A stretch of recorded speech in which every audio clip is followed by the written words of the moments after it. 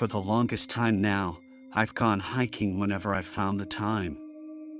It started as a kind of stress reliever. I'd head out on my own for a walk around the local park, with the aim of clearing my head or working out some point of contention within myself. And then, as my career and relationships advanced, I found that I needed to hike larger distances for longer lengths of time. Just in the same way an addict needs more and more of their drug of choice to satisfy their cravings, things got easier as time went on. I went from being a chair-bound worrywart to something of a healthy, active outdoorsman. But the thing that never ever got easier was hiking through the woods after sundown or before sunrise, especially in more remote areas. Some trips, especially in the summertime, I deliberately set out in the early evening so I could hike through the woods after dark. I know I said it never got easier, but it also never got boring either. There's something very thrilling about being out there at night. Some of mankind's oldest and rawest fears are rooted in being afraid of the deep, dark woods, so being out there almost feels like trespassing, like you're somewhere you shouldn't be. And maybe it sounds pretty juvenile, but it brings me back to an almost childlike sense of awe and wonder. So what I'd usually do is hike out in the early evening, enjoy a few trails by flashlight, and then take a quick power nap in my hammock before waking up again pre-dawn and enjoying the sunrise. Usually, these nocturnal walks went smoothly, and I never once had to think about removing the safety clasp from the can of my bear mace, at least, until this one time. It was late spring, around 4:30 in the morning, when I woke up. So, just less than an hour before dawn. I had around 5 miles to cover before I got back to my car, and I was in a low button that's wedged between two steep ridges. The trail I was on was narrow, muddy, and completely hemmed in by thick underbrush, young maple, and old oak growth. I'm focused on the small light from my headlamp, just one step after the other, completely zoned out. And then, out of nowhere, I heard a loud crack, and I froze solid. My immediate reaction was one of fight or flight. But I'm also not a complete coward. So, as much as I wanted to run the hell away from whatever made that noise, my logical brain told me it was nothing I couldn't handle. But then, right as I was getting my thoughts together, I heard the exact same sound again. And that time, since it wasn't so easily explained away, I started to legitimately panic. It wasn't a branch breaking, it wasn't deadfall or some widowmaker. What I heard was something intentional. It sounded like a decent-sized wooden stick being violently whacked against a smallish tree. And the thing that made it sound so unnatural was that it was a cracking sound. Not like a more natural-sounding thud or thump. It almost sounded explosive. And by that, I mean like someone had thrown all their strength into smashing a stick against a tree, and they were doing so just 50 yards or so in front of me. After the second sound, I knew that I had to give the area a very wide berth. That was just one problem. After about 30 yards, I was going to hit a kind of U-turn on the trail, meaning that if I actually pushed forward and past the strange noise, I'd have to turn my back on it as I continued up the trail. And that made me very nervous. Whatever was making that noise, I sure as hell didn't want to turn my back on it, especially not in the dark. But if I wanted to get back to my car, I was going to have to. So, with that in mind, I stayed rooted to the spot and just kept listening. A minute or so goes by, and I don't hear a thing. It's dead quiet out there, and I still only got about half an hour before sunrise and relative safety. I didn't want to switch on my headlamp, as it would definitely give away my position to whoever or whatever was out there. But as time went on, I realized the better option was to crank it up to a 360 sweep and get a definitive idea of what I was up against. If it was some psycho in a hockey mask looking for dessert after his entree of unsuspecting teenagers, then it was better I knew about it so I could beat feet in the opposite direction. Then again, if it was Bigfoot, it'd be nice to get a good old look at the big guy before he smacks my head off with, like, a 7-foot hairy Giancarlo Stanton. So, that's what I did. I switched on my headlamp, then took a look around. When you wear a headlamp in the woods at night, every tree branch in front of you casts a big black, moving shadow on the trail. That's half the reason I prefer to only switch it on if I really need to. Our natural night vision is a powerful thing because a lot of our visual acuity in the dark is based on movement. You might not be able to see exactly what something is, but you can sure as hell make out when it's moving, especially when it's moving toward you. But then switch on a flashlight in a dark forest, and not only does it wreck your natural low-light vision, but all those moving shadows start to play tricks on you. You start focusing on the shadows and not what might be coming up behind them. But in a real emergency, you need to be able to see what you're doing. But just as I finish weighing either option, as I'm about to flick my headlamp on, I start smelling it. I smelled one too many dead animals in my time. When I was 9, my cat, Oscar, went missing for a few days. Oscar was an outdoor cat. So my parents tried to reassure me that it was some kind of adventure and they'd be back home before I knew it. After about a week, I started to get super worried, so my parents helped me make some little missing posters on Microsoft Word. And we started distributing them throughout the neighborhood. A couple more days went by, and we hadn't seen or heard from my beloved Oscar. So, I asked my mom if we could go looking for him in the woods behind our house. It wasn't like a big forest or anything, just a small patch of trees with a stream running through it. And I guess my mom figured that I'd stop hounding her about it if she just took me for a walk out back. I think both she and my dad had a pretty good idea that Oscar wasn't coming home. But what my mom clearly didn't consider was that I was going to find his body. That was the first time I smelled death. The second time was an unfortunate incident involving an opossum, the wheel of my truck, and a 90-mile journey on hot pavement. The point is, I know what death smells like. So, I can tell you without a doubt that whatever I smelled out there in the woods that morning, it wasn't quite death. Boy, was it close. It had all the pungency of rotten meat. That same kind of hot stench that attacks your nostrils whether you're breathing through them or not. But there wasn't the same sort of oldness to the smell, if that makes sense. Like it wasn't rot or decay I was smelling, but something different. I think the closest way I can describe it is if you took the wet dog smell, multiplied it by like 1,000, then threw in a little fresh durian fruit, then filtered it all through a wet diaper. It was foul beyond imagination. But at the same time, it wasn't dead or rotten. It was very much alive. It took one more thwack of the wood on wood to send me hurtling in the opposite direction. I knew it'd double or even triple my journey back to my car. But there was no way that I was about to keep walking along the trail and up the ridge. And there was also no way that I was about to flick my headlamp on and light myself up like a Christmas tree.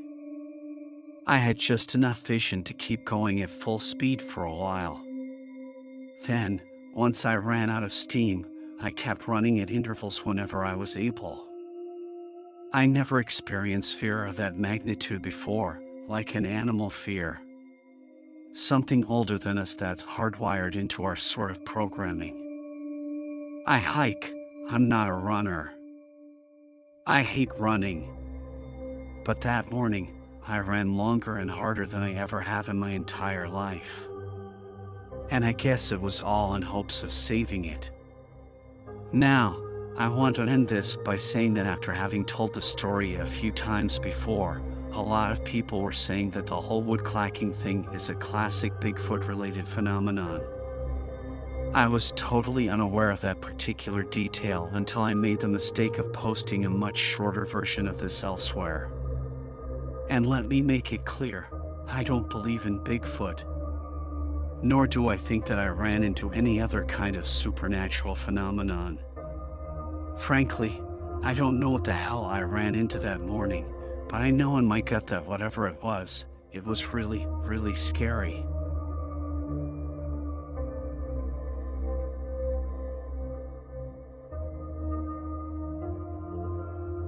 I'm a 37-year-old male who owns his own business in the southern United States. My fiancée and I were introduced to each other by a mutual friend in her church. She and I have been together for about 2 years and recently decided to get married. Our relationship was great from the beginning, and I look forward to growing old with her, an idea that would have been unthinkable just 5 years ago. After a failed marriage in my early 20s, I never intended to ever get married again. But as the saying goes, never say never. I've been honest with her about almost everything. During that period of my life, she knew my drinking problem was the main reason for the marriage's failure. But that's as far as I went. I haven't had a drop of alcohol in over 12 years and hopefully never will. Liquor came very close to ruining my life forever.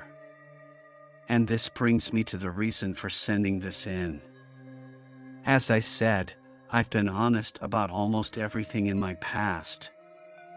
There is, however, one major incident that I haven't told her about. I'm afraid when I do, it will undo everything we've built together. And I guess I'm just looking for advice from your audience. I'm very open about my alcoholism.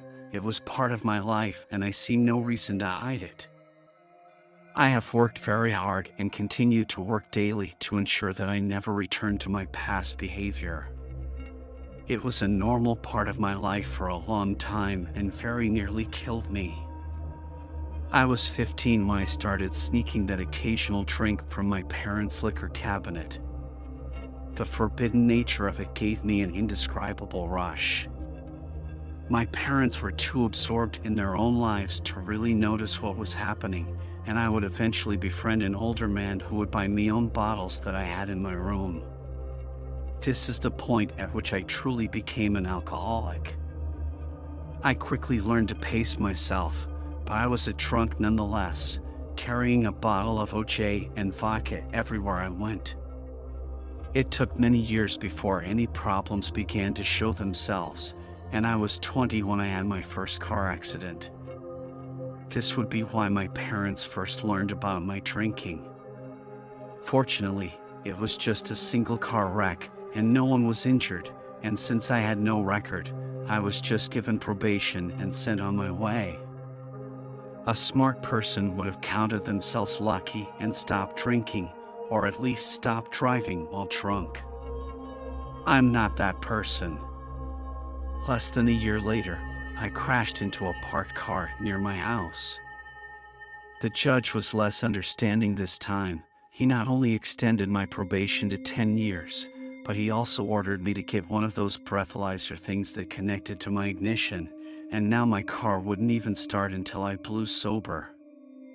Being the drunk bum that I was, I got around this by driving my now wife's car instead. I managed to make it over 3 years before I had my last and worst wreck. This would be the one that changed everything and the reason I'm writing this today. You see, at the time, I was 24 and working for a friend's business. On this night, I had been partying with some buddies at one of their houses, and he was reluctant to let me drive home. But by now, I was good at hiding how drunk I was. and I convinced him that it was okay. I didn't exactly have the smartest friends back then, and the truth is, I was trashed. All I remember is entering onto the highway, and everything after that is a blur. However, according to the police report, I passed out at the wheel and crashed into another driver head-on. I wouldn't be as fortunate as I had been in the past. The other driver was a 22-year-old mother, and her 19-month-old child was in the car with her. Neither would survive the wreck, while I got away relatively unscathed. Of course, I was too drunk to know what was going on, and it wasn't until the next morning when I sobered up that I realized I was now a double murderer. If I could have taken my own life at that moment, I would have. Sitting in that jail cell, I promised God that I'd never take another drink again, and I've held that until today. The justice system was done giving me another chance. When the prosecutor offered me 9 years, I took it. I knew it was more than fair. I could have easily been sentenced to double that if I went to trial. And what followed was 6 years, the best and worst years of my life. I was lucky enough to have access to the last few remaining rehab programs that existed in the prison system. I spent every available moment trying to better myself, and it ultimately paid off. Don't get me wrong, though, quitting drinking cold turkey was far from easy. There were moments when I came close to dying, and I would have deserved it. I took a few beatings, and my wife divorced me. Still, I didn't give up. I did all I could to stay out of trouble during my term inside, and I was granted early release after serving 6 years. The remainder of my sentence was spent on parole, which I completed 3 years later. My life since then has been a constant struggle. The one I fully embrace every day above the ground is a gift. I think, please excuse this long-winded type out, but there is a point to all of this, I promise. In the year since I left prison, I've continued to attend AA meetings regularly and sponsor several other alcoholics. I have also become a member of a local church, which is where I was introduced to my now fiancée. And this brings us to my problem. At some point in the course of telling her about my life, I punked out and didn't tell her about the woman and infant that I killed. I'd already become emotionally invested in the relationship and was afraid that this would just scare her off. And now that we're planning to get married, I'm unsure what to do. Is it too late? Should I confess and pray that she doesn't walk out? Or do I hope she never finds out and just keep my mouth shut? My conscience is pushing me to be honest, but I'm afraid it will destroy everything. I love her so much, and hiding this from her has been agonizing. And this is where I'm asking for guidance from strangers, people without any personal connection to either of us. So please, what should I do? There's no real way of sugarcoating it. I'm convinced my dad was murdered. I know it's a bold claim to make, but I've arrived at this conclusion only after a lot of hours of discussion and study. And this is the only way things really make sense. I've got a lot to cover, but I'll be as brief as possible. To start, my parents were high school sweethearts. When Dad was accepted to Penn State, Mom followed him, and upon graduation, they were married, and Dad took a job down in Florida. I would appear just a year later, and my sister the next year. I really can't complain about my childhood. I had a lot of kids around me to play with and 2 parents who loved me. You'd have to ask my sister her opinion, but from my point of view, we had a lot better than most of our friends. Life was going great until Mom got cancer. She went through chemo, and the cancer actually did go into remission, only to come back a few years later. This time, she wasn't so lucky. Just before my graduation, she passed away at the age of 42. After the funeral, everyone picked themselves up and moved on the best they could. My sister and I soon moved away to college and left Dad at home with his thoughts. He was having a hard time until a friend suggested that he join a grief support group. The group turned out to be just what he needed.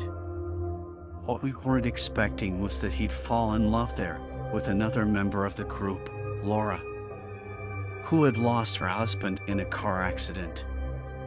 She and Dad found comfort in one another and began dating. Less than a year later, Dad called to tell me he and Laura were getting married. Despite being a little shocked, I gave them my blessing, as did my sister. The wedding was beautiful, and seeing Dad able to smile again did a lot to lift me out of a hole of my own. It looked as if though everyone had made peace with Mom's death and was now able to focus on the future without her. Both my sister and I found our own long-term partners and were on the path of starting our own families as well. About 4 years went by, in which I got married and my sister had her first child with her boyfriend. Life was improving for everyone except for Dad. You see, unknown to us, something was going on. No one knew, but Laura, soon after the wedding, Dad, and Laura bought this big new house on the lake. It was an amazing place, but very expensive. Dad had to increase his hours at work to pay for it. Without that around to help her with the small chores, Laura began asking the neighbor over. He was a single 35-year-old millionaire with plenty of time on his hands. Dad was well aware of the arrangement and just happy Laura had the help that she needed. A man like me would have been concerned about the possibilities, but Dad trusted Laura completely. This was his mistake. He took off early one day and came home to find Laura cuddled up with the neighbor on the patio. The cowardly neighbor took off and left Laura alone to answer Dad's questions, and this is when the truth came out. When pressed on the matter, Laura admitted she and the neighbor had been having an affair since soon after they moved into the house. Dad was obviously crushed by this news, but even worse, she tried to blame Dad for the affair. She said that she had become lonely without him around, and the neighbor gave her the attention that she needed. Ultimately, her scheme didn't work as planned, and Dad moved out. An arrangement would be made where she would be allowed to live in the lake house until the divorce was final, at which point it would be sold. Laura pretended that this didn't bother her, but as the time grew closer, she tried to lure Dad back into her clutches. On one occasion, she managed to get Dad over for a meal, at which point she got him drunk and seduced him into bed. For a short period of time, it looked like he changed his mind. Fortunately, my sister and I were able to bring him back to reality, and he regained his senses. She wasn't done there, though. She even contacted some of Dad's friends to change his mind. We quickly shut her down. It was just a month until the hearing when a terrible accident would occur, or so we thought. I was headed out the door one morning when a nightmare came to life. My phone rang, and my sister was on the other side. Through the storm of tears and sobs, I learned that my father was dead. Our uncle had found his body in his townhouse. It appeared that he had died from a self-inflicted gunshot wound. It was hard to believe, but the cops were certain. I thought back to a discussion that we had a few weeks before. Hindsight, his demeanor was very downcast. He talked about how much of a failure he felt and how he wished that it could all just be over. At the time, I assumed that he meant that he was eager for the divorce to be over, but in light of his actions, I was left to rethink that. I told the police about this talk, and I think it may have been my words that motivated them to rule that he had taken his own life. The way it happened made little difference. At the end of the day, my dad was dead, and I didn't get a chance to say goodbye. I was being eaten alive with grief. Losing both of my parents so close together was overwhelming. It was only when Laura began acting weird that I started to question the official record. Dead for more than a month before Laura called me. Considering his death, the divorce proceedings had ceased. She was still living in the lake house and was legally considered Dad's widow now. I'd forgotten all about her, to be honest. She had not been to the funeral or contacted anyone in the family. It was like she didn't exist. When I pressed her on her absence, she said that she assumed none of the family wanted her there. And while that's true, I can't imagine any wife who wouldn't at least show up briefly to bid her husband goodbye. From there, I was forced to endure a 20-minute speech on how she was given no choice but to grieve the loss all alone. I asked about the neighbor, but she pretended not to hear me, and by now, I'd long grown sick of listening and just said goodbye. And now I no longer had any excuse to speak to her and try to put her out of my mind. Unfortunately, something she said is stuck with me, and I really can't get past it. In the process of our phone call, Laura seemed to insist that Dad talked about taking his life often. I've been raised by the man, and I never once heard him bring up that subject. We talked about death, of course, especially when Mom died. But I always got the impression that he looked down on it. I'd only accepted the police's verdict. Because of that final conversation, although he never actually said the word, it made sense to me at the time. Her repeating this supposed fact rubbed me the wrong way, though. No one had ever questioned the cause of death. Why was she pushing it so hard? If she was trying to prevent any suspicion, she was doing a terrible job. Then, this would be the spark that set the fire in my head.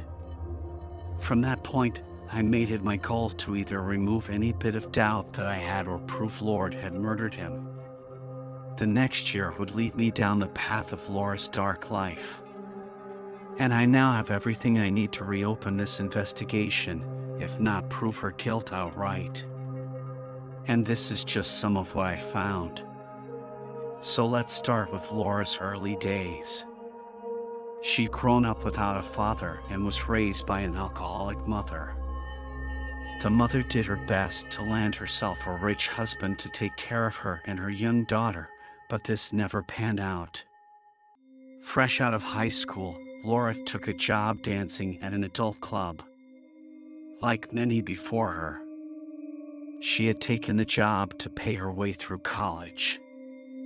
Also, like many others, the fast-moving lifestyle of drink and drugs took its toll, and she flunked out. And now she had no choice but to make the best of her new life. By all accounts, she had taken up the baton from her mother and dated many wealthy men but had similar results. And that was until she met the man who became her first husband. He swooped in and saved her from her life of debauchery. All was well in paradise for a while, but when her husband lost his life in a car accident, she was left widowed and lonely. There were a few who questioned the timing. However, their friends knew that he had been talking about divorce, and she was well aware of it. The timing of his death left many suspicious, and despite the concerns of a few, the police had no reason to question the cause of death. It was ruled an accident, and Laura moved on to another man almost overnight. After she spent all of her husband's money on one-night stands and partying, she went on the hunt for a new sugar daddy, and that's how she met my dad. He was making good money at the time, but obviously had the potential to make more. He was lonely. And she knew it. Dad moved her in soon after they met and began buying her all kinds of expensive presents. He'd already started taking extra work. By the time I heard about the wedding, he said he was doing it to pay for the wedding. But when they went to buy the lake house, it was clear what was going on. I was understandably concerned that he may be stretching himself too thin, but it was so nice to see him happy that I just couldn't really push back on this. My suspicions were cemented when I discovered Laura had moved a neighbor in just a few months prior to Dad's death. This made zero sense in light of the arrangement her and her dad had made. If she knew the house was just months away from being put up for sale, why would she move her lover in? Wouldn't it make more sense to move in with him? His house is far from a dump. She had to have known that the sale was never going to happen. And with Dad dead, she would get everything from his estate, including the house, and get to keep her lover. The problem would be proving all of this though, and that's what I'm working on at the present. I have a private detective chasing down confirming all of these leads, and it comes to the same conclusion that I have. My sister and I are going to the police and demand that they reopen the case. I realize what I presented to all of you here is really circumstantial, but I can assure you that there is much more information, and much of it very damning. I choose not to include it here for the sake of brevity and to ensure Laura has kept guessing. If she just so happens to listen to the channel, I promise I wouldn't even have gone to the lengths that I have if I wasn't confident in my suspicions. The detectives have notified me that this investigation is winding down, and things don't look good for Laura. I will admit that I have mixed feelings about the whole thing, but my dad deserves justice. Once I've taken the file to the police and they let me know the decision, I will post and try to give you guys an update. Just pray the law sees the truth, and this murdering witch gets the punishment she deserves.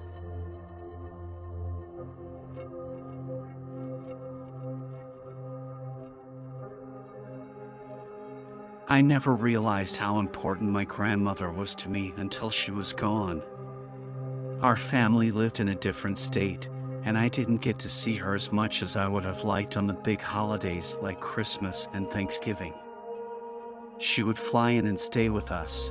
This was our only time to really sit and discuss things. She was the only person in my family who knew its history and where we came from. I did all I could during these visits to get the whole story. But something always got in the way. And when she passed away in 2015, I thought that was the end. So many people would be forgotten, but I was sure Dad's mom wouldn't be one of them.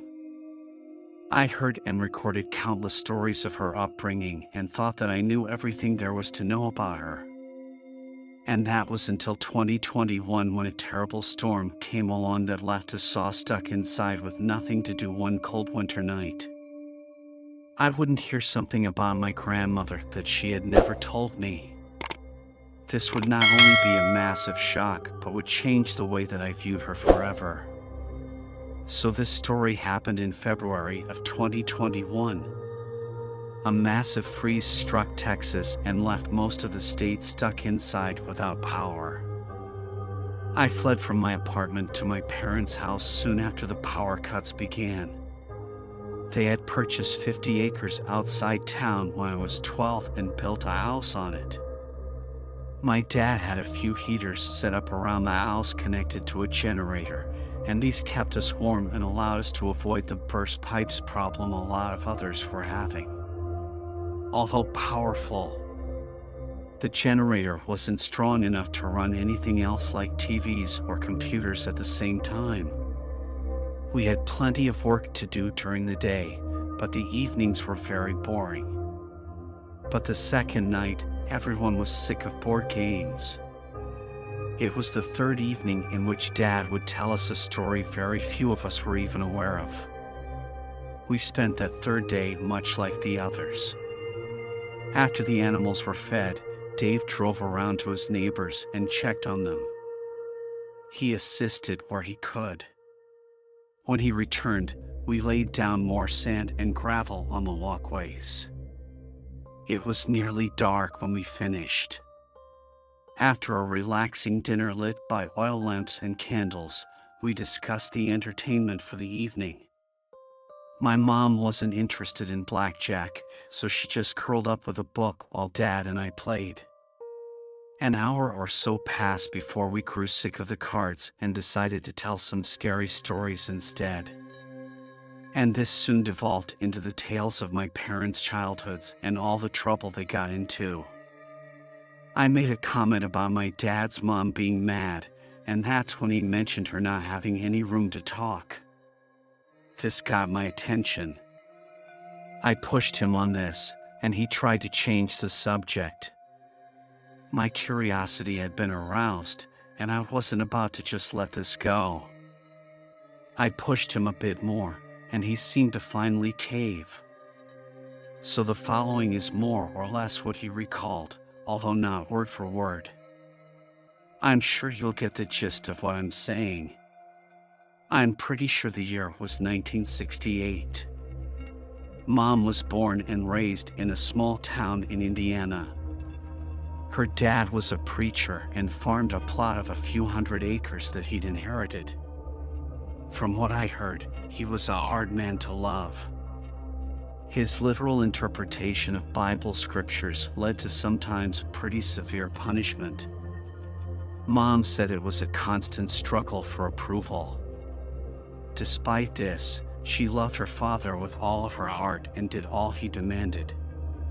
That was until she met Daryl Mitchell. She was 16 when she saw him at the drugstore, and it was all downhill after that. Daryl was about 20 and no stranger to the law. He was what everyone used to call a hoodlum. He didn't know Mom, but something drew him to her the second he introduced himself. Mom couldn't think of anything else.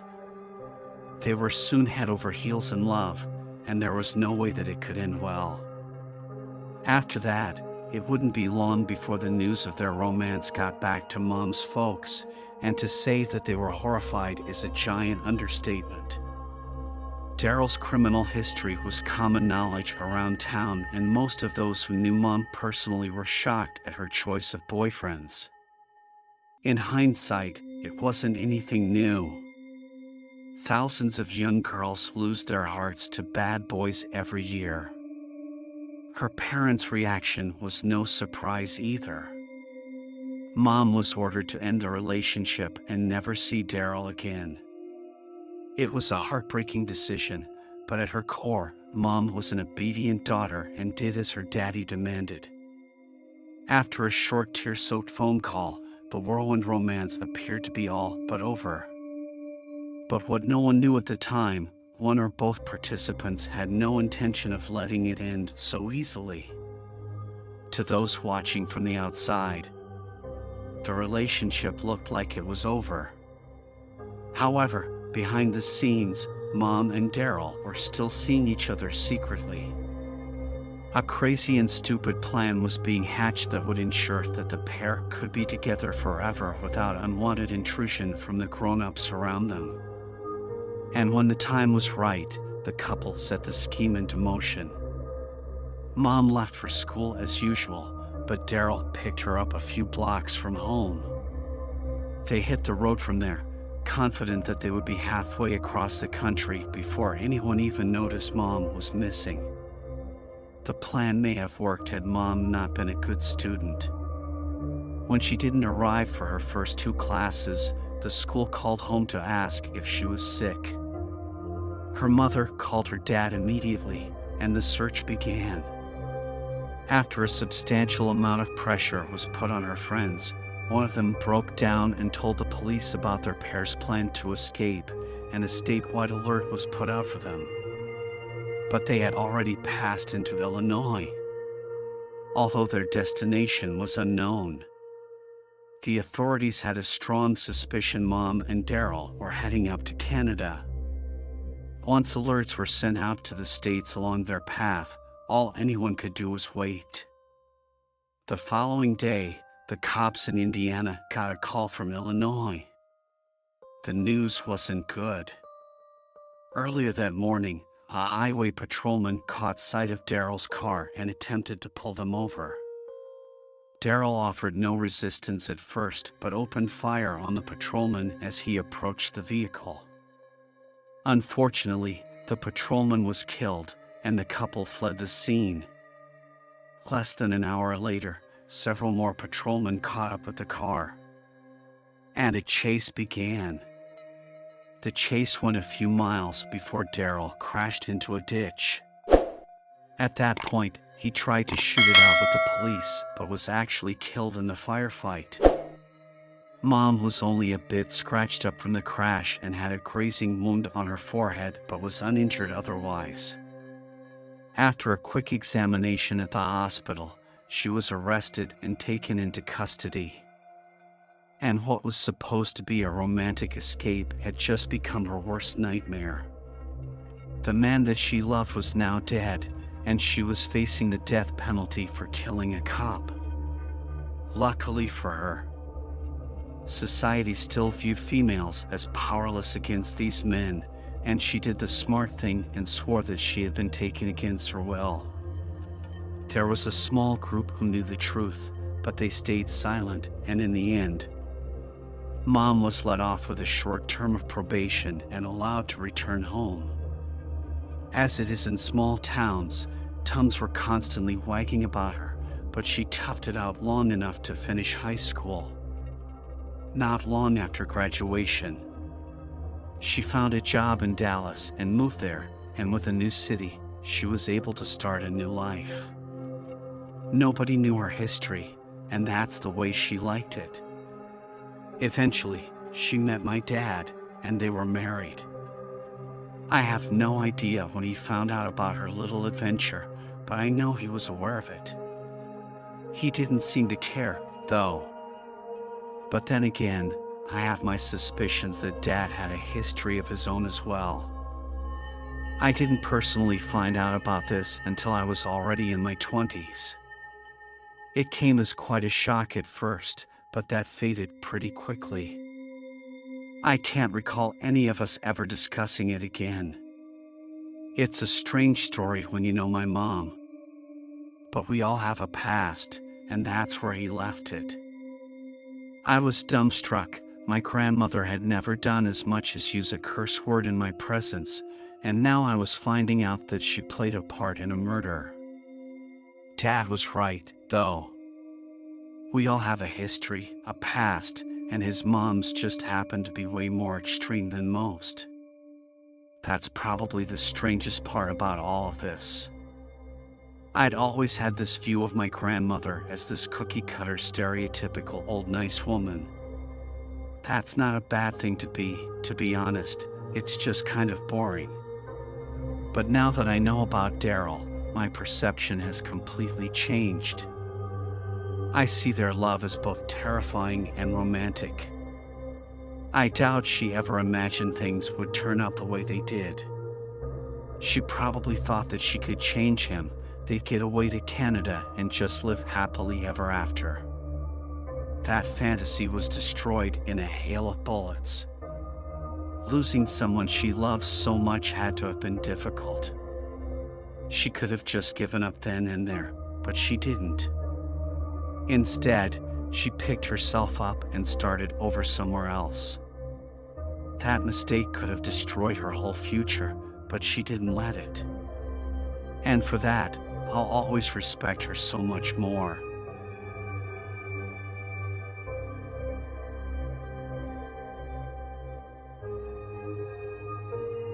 On the night of October 31st, 1973, 9-year-old Girl Scout Lisa Ann French, who was walking to a neighborhood Halloween party in her hometown of Fond du Lac, Wisconsin.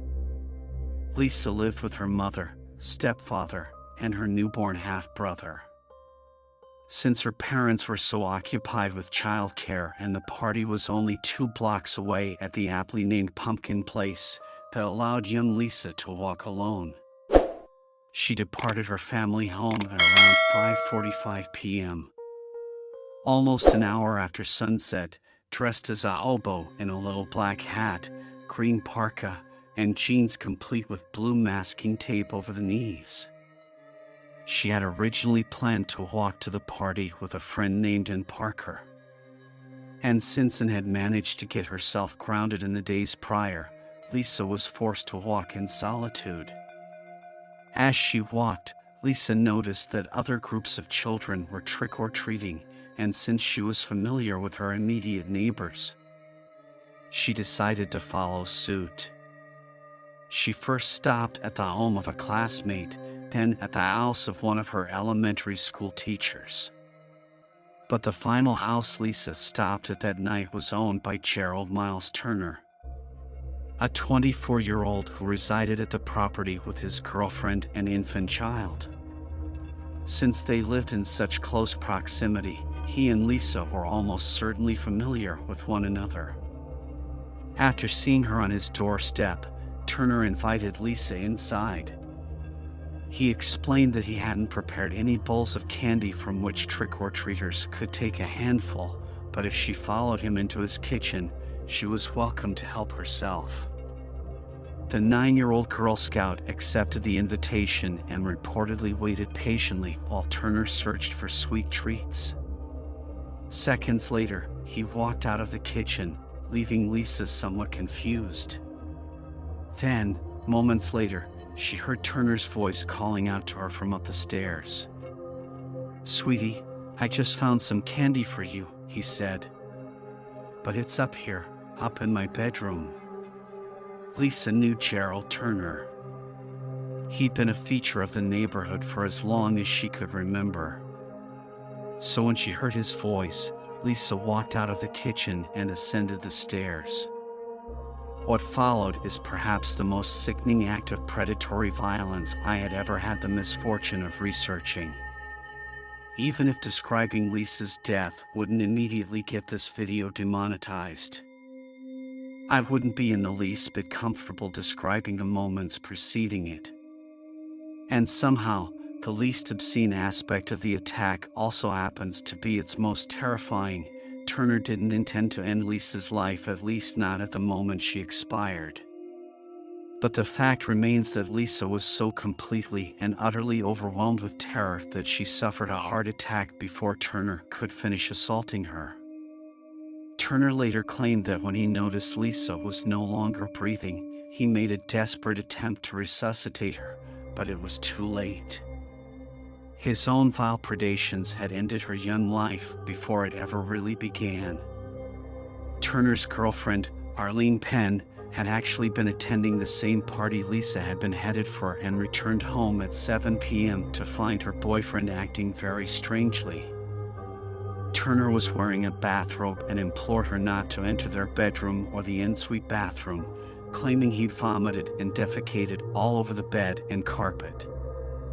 It's possible that Arlene did indeed smell something awful coming from their bedroom. So, to give her boyfriend some space to clean up and recuperate, she drove over to her mother's house to pay her a visit. Turner rushed into action, stuffing Lisa's lifeless body and clothes into separate bags before driving her remains out to the lakeside suburb of TAA. There, he dumped her clothes and body into a field just off of Mape Road, wearing socks on his hands in an attempt to prevent the transfer of forensic evidence. Once the disposal process was finished, Turner rushed back home and had resumed the facade of suffering from a sudden but violent illness.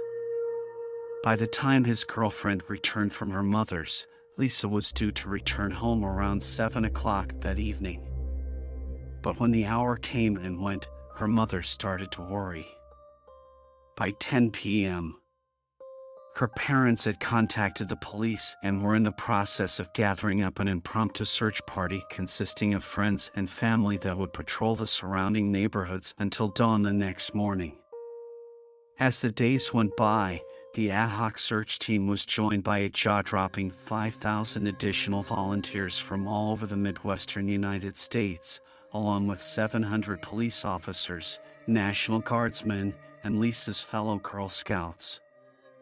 It wasn't until 4 days into the search that a farmer discovered Lisa's remains, and at 11:30 a.m. on November 3rd, the search was finally called off. Her funeral was held on November 6, 1973, at Fondle Emmanuel Trinity Lutheran Church. Thousands of the city's residents turned out to pay their respects, while the city's Chamber of Commerce posted a $10,000 reward for any information leading to the capture of Lisa's killer. Gerald Turner watched the unfolding grief and even attended a memorial service for Lisa in the company of his girlfriend and child. Since his home lay in the vicinity of the area Lisa was believed to have been abducted from, Turner was always a suspect. But for 9 long months, he feigned the same ignorance and grief as his neighbors and insisted that he was an innocent man. Then, during the midsummer of 1974, Fond du Lac police invited Turner to take a polygraph test. Turner seemed more than happy to oblige them, but when the results came back inconclusive, the police increased their focus. When they asked him to provide samples of his body hair, Turner once again seemed happy to cooperate. He believed he'd adequately cleaned down Lisa's corpse, severing all forensic connections between himself and his victim. He was wrong. When confronted with what he believed was concrete evidence of his guilt, Gerald Turner offered a full and frank admission. On August 4, 1974, he officially confessed to the murder of Lisa Ann French. In his shockingly despicable confession, Turner admitted to being highly aroused by the sight of 9-year-old Lisa on his doorstep and that he'd seized the opportunity to do something unspeakably evil. In his own defense, Gerald claimed he'd attempted to resuscitate Lisa upon realizing that she was no longer breathing but had been interrupted by the return of his girlfriend and child. Despite making such a complete confession, Turner took his chances at a trial by jury. The fact that a child predator believed that they could win over public opinion and thus win a lesser sentence of manslaughter is as ridiculous as it is horrifying. As you can imagine, the jury not only pronounced him guilty, but recommended that he serve the maximum sentence possible under Wisconsin state law. The state abolished capital punishment back in 1853, meaning execution was never on the table. So instead, the presiding judge sentenced Turner to 38 years for second-degree murder and enticing a child for immoral purposes. Shockingly, despite beginning his sentence of almost 40 years in 1975, Turner first received parole in October of 1992 on account of so-called good behavior. The news provoked mass outrage from communities all over Wisconsin, as well as the wider United States. When Turner was released from the Wisconsin Correctional Institute and driven to a halfway house over in Milwaukee, local residents turned out to protest the decision to house him in their backyard. Turner required police protection for the duration of his stay until the decision was made to move him somewhere more discreet. As both the public and media clamored for justice, state lawmakers proposed a piece of legislation known as Wisconsin Chapter 980, more colloquially known as Turner's Law. Turner's Law would require high-risk offenders to be remanded in mental institutions upon early parole, and it passed unanimously just 18 months later. Thankfully, by this point, Turner had already been sent back to prison following immense public pressure. But it wouldn't be long until he was up for parole again. On January 28, 1998, a parole board decided that Turner was no longer a violent predator and that he was permitted to begin the second of his mandatory paroles. Just a few months later, a judge heard how Turner had lost his temper with a caseworker and had threatened to stab her to death during a meeting in his halfway house. Unbelievably, the judge refused to accept that Turner was a continued danger to the public and even backed him in a discrimination case, wherein a company known as Waste Management of Madison was forced to either hire him or pay him a large out-of-court settlement. The company opted for the settlement. Following Turner's successful litigation against the company, the Wisconsin State Assembly passed a bill allowing employers to legally discriminate against convicted felons on the basis of their criminal record without further complaints. 5 years later, in 2003, the people of Wisconsin celebrated when it was announced that Turner was to be re-imprisoned either in person or online. So when a search of his home computer revealed a huge stash of adult content, Turner's fate was sealed. It was around this time that a journalist managed to obtain a letter taken from Turner's parole application, penned by Turner himself. It was addressed to Lisa in French, and sections of it read as follows: "I doubt that I could ever fully realize the terror you experienced at my hands. I can still see you standing in the doorway with that felt hat, beaming at having recognized me. Then I saw the delight in your eyes turn to fear as I closed the door behind you. The rest of my life, I'll have to live with what I did to you on the night I became a monster. I swear to you, on the forfeiture of my life, that I will never harm another child." This might give the impression that Turner felt remorse for what he'd done, but another section of the letter cast doubt on his apparent regret. "If I had killed you on some other day like Valentine's Day, nobody would have given a damn. Only that's where he's wrong. The horrifying predatory assault of a 9-year-old girl is never, ever going to be a story deemed unnewsworthy by anyone in their right mind." Whereas Turner, on the other hand, seems to think that it's nothing but antiquated suspicion that's earned him such comments. Such comments provide the basis for the campaign to ensure that Turner stays in prison for the rest of his life. "He should never be released," said Lisa Ann's mother, Mary Ann Gehring. "It's the only way to ensure that he'll never hurt another child. In fact, only when my daughter can come back and be reunited with us should that monster ever see the light of day."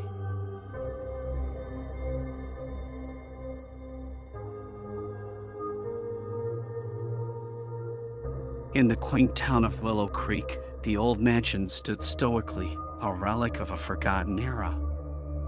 Its moss-covered stones bore witness to the passage of time, yet its history whispered of a darkness that refused to be forgotten. The Sterling family, a once happy household, came to inhabit this grand estate, unaware of the sinister legacy woven into its very walls. John Sterling, a prosperous businessman, saw promise in the mansion's faded grandeur.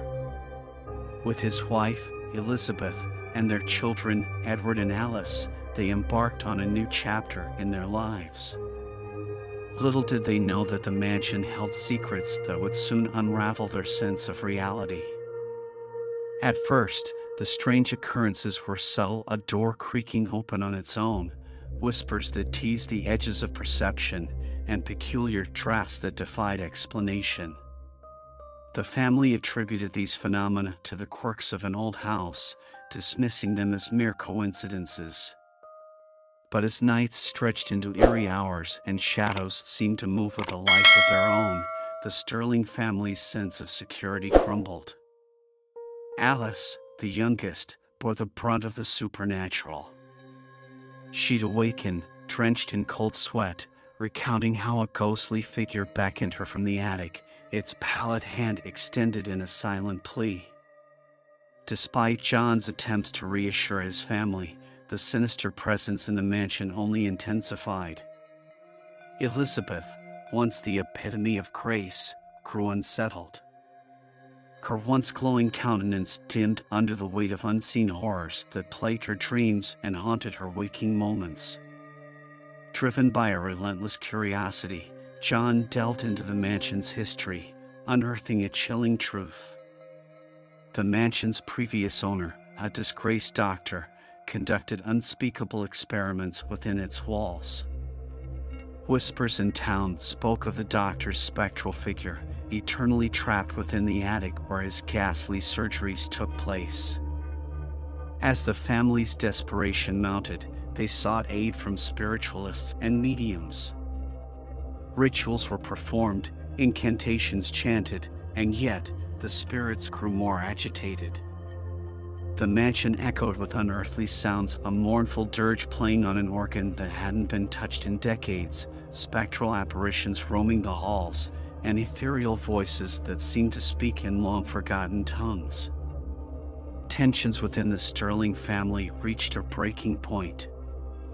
Edward, once jovial and carefree, became withdrawn, haunted by visions that tormented his every thought. Alice's innocent laughter turned into frightened sobs as she pleaded with her parents to leave the malevolent mansion. One fateful night, as a storm raged outside, the spirits reached a crescendo of fury. Furniture levitated, paintings twisted on the walls, and the mansion itself seemed to groan under the weight of spectral rage. In a panic, the Sterlings made a harried escape, leaving behind their possessions. Hoping to outrun the relentless malevolence that had claimed their home, the mansion, now a desolate husk, stood in eerie silence.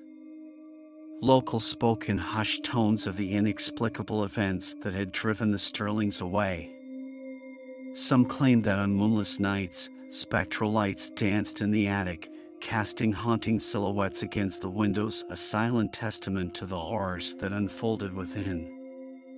Years passed, and the mansion remained a cautionary tale, a dark legend that hung over Willow Creek. The Sterling family's story became intertwined with the mansion's legacy, a chilling reminder that some truths are so harrowing they transcend the confines of time, eternally haunting the corridors of the forgotten estate.